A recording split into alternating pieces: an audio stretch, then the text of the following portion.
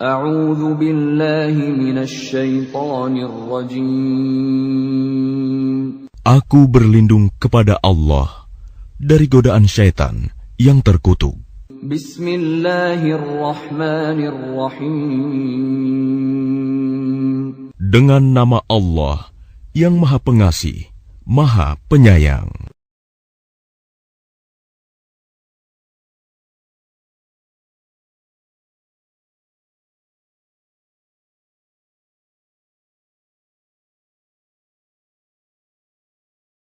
Allah tidak membebani seseorang melainkan sesuai dengan kesanggupannya. Dia mendapat pahala dari kebajikan yang dikerjakannya dan dia mendapat siksa dari kejahatan yang diperbuatnya. Mereka berdoa, "Ya Tuhan kami, janganlah Engkau hukum kami jika kami lupa atau kami melakukan kesalahan. Ya Tuhan kami, janganlah Engkau bebani kami dengan beban yang berat sebagaimana Engkau bebankan kepada orang-orang sebelum kami. Ya Tuhan kami, janganlah Engkau pikulkan kepada kami apa yang tidak sanggup kami memikulnya. Maafkanlah kami, ampunilah kami, dan rahmatilah kami. Engkaulah pelindung kami, maka tolonglah kami menghadapi orang-orang kafir." Firman Allah, Allah tidak membebani seseorang melainkan sesuai dengan kesanggupannya. Dengan kata lain, seseorang tidak dibebani melainkan sebatas kesanggupannya. Hal ini merupakan salah satu dari lemah lembut Allah kepada makhluknya dan kasih sayangnya kepada mereka, serta kebaikannya kepada mereka. Ayat inilah yang menasah dan merevisi apa yang sangat dikhawatirkan oleh para sahabat dalam firman-Nya.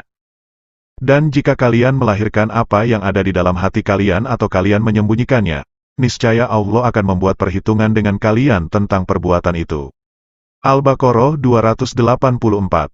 Yakni, sesungguhnya Allah sekalipun melakukan perhitungan hisab dan menanyai, tetapi Dia tidak menyiksa kecuali terhadap hal-hal yang orang yang bersangkutan mempunyai kemampuan untuk menolaknya. Adapun terhadap hal-hal orang yang bersangkutan tidak mempunyai kemampuan untuk menolaknya, seperti bisikan hati, maka manusia tidak dibebaninya, dan benci terhadap bisikan yang jahat termasuk iman. Firman Allah, ia mendapat pahala dari apa yang diusahakannya, yakni dari kebaikan yang diusahakannya. Dan ia mendapat siksa dari apa yang dikerjakannya, yaitu dari kejahatan yang dikerjakannya. Yang demikian itu berlaku atas semua amal perbuatan yang termasuk ke dalam taklif. Kemudian Allah memberikan petunjuk kepada hamba-hambanya, bagaimana cara memohon kepadanya dan Dia menjamin akan memperkenankannya, seperti yang diajarkan kepada mereka melalui firman-Nya. Ya Tuhan kami, janganlah Engkau hukum kami jika kami lupa atau tersalah. Al-Baqarah ayat 286.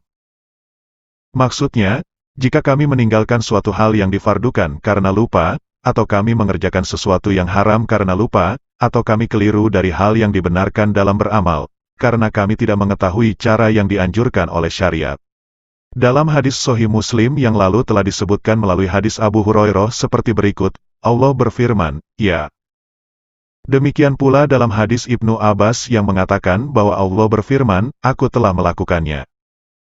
Ibnu Majah meriwayatkan di dalam kitab sunahnya dan Ibnu Hibban di dalam kitab sahihnya melalui hadis Umar dan Al-Auza'i, dari Atta, menurut Ibnu Majah di dalam riwayatnya menyebutkan dari Ibnu Abbas, dan Imam Tabrani serta Ibnu Hibban mengatakan dari Atta, dari Ubaid Ibnu Umair, dari Ibnu Abbas yang menceritakan bahwa Rasulullah pernah bersabda, sesungguhnya Allah memaafkan dari umatku keliru, lupa, dan apa yang dipaksakan kepada mereka untuk melakukannya. Hadis ini diriwayatkan pula melalui jalur yang lain.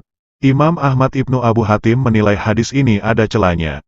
Ibnu Abu Hatim mengatakan, telah menceritakan kepada kami ayahku, telah menceritakan kepada kami Muslim Ibnu Ibrahim, telah menceritakan kepada kami Abu Bakar Al-Huzali, dari Syahr, dari Ummu Darda, dari Nabi yang telah bersabda, sesungguhnya Allah memaafkan umatku terhadap 3 perkara, yaitu keliru, lupa, dan dipaksa.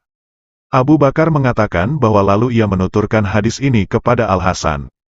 Maka Al-Hasan menjawab, memang benar, apakah engkau tidak membaca hal tersebut di dalam Al-Quran, yaitu firman-Nya, ya Tuhan kami, janganlah engkau hukum kami jika kami lupa atau kami tersalah. Quran Surat Al-Baqarah ayat 286. Adapun firman Allah, ya Tuhan kami, janganlah engkau bebankan kepada kami beban yang berat sebagaimana engkau bebankan kepada orang-orang yang sebelum kami. Artinya, janganlah engkau membebani kami dengan amal-amal yang berat, sekalipun kami sanggup mengerjakannya, seperti yang telah engkau syariatkan kepada umat-umat terdahulu sebelum kami, berupa belenggu-belenggu dan beban-beban yang dipikulkan di pundak mereka. Engkau telah mengutus nabimu, yaitu Nabi Muhammad, sebagai nabi pembawa rahmat yang di dalam syariatnya. Engkau telah memerintahkannya untuk menghapus semua beban tersebut, sebagai agama yang hanif, mudah, lagi penuh dengan toleransi. Telah disebutkan di dalam hadis Sahih Muslim, dari Abu Hurairah, dari Rasulullah yang telah bersabda bahwa setelah ayat itu diturunkan, Allah berfirman, ya. Disebutkan dari Ibnu Abbas, dari Rasulullah yang telah bersabda, setelah ayat ini diturunkan, Allah berfirman, aku telah melakukannya. Di dalam sebuah hadis yang diriwayatkan melalui berbagai jalur disebutkan dari Rasulullah, bahwa beliau pernah bersabda, aku diutus dengan membawa agama yang hanif, cenderung kepada perkara yang hak lagi samhah, penuh dengan toleransi keringanan.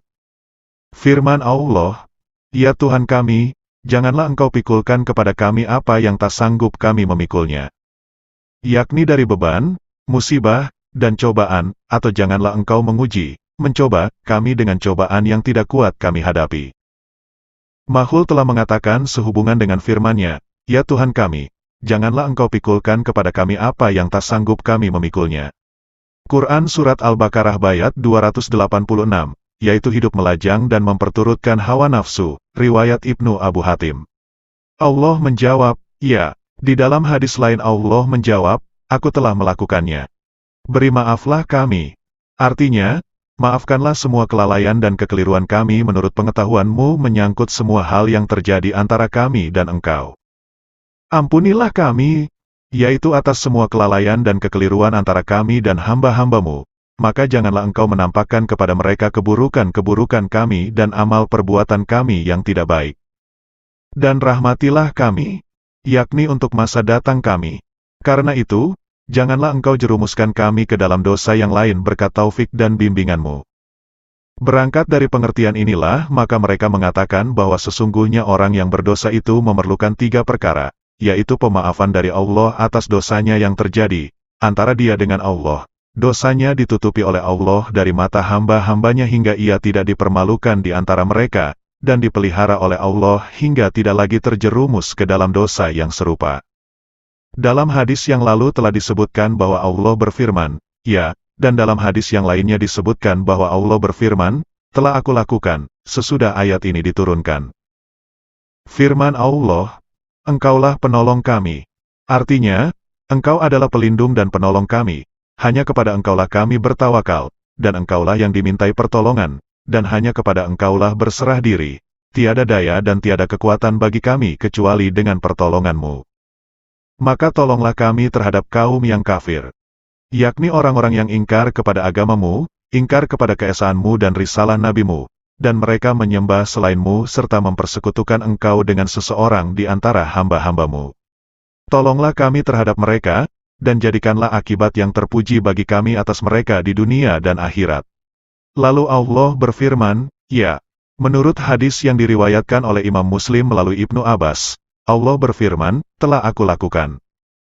Ibnu Jarir mengatakan, telah menceritakan kepadaku Musana Ibnu Ibrahim, telah menceritakan kepada kami Abu Naim, telah menceritakan kepada kami Sufyan, dari Abu Ishaq, bahwa Muaz apabila selesai dari bacaan surat ini yang diakhiri dengan firman-Nya, maka tolonglah kami terhadap kaum yang kafir.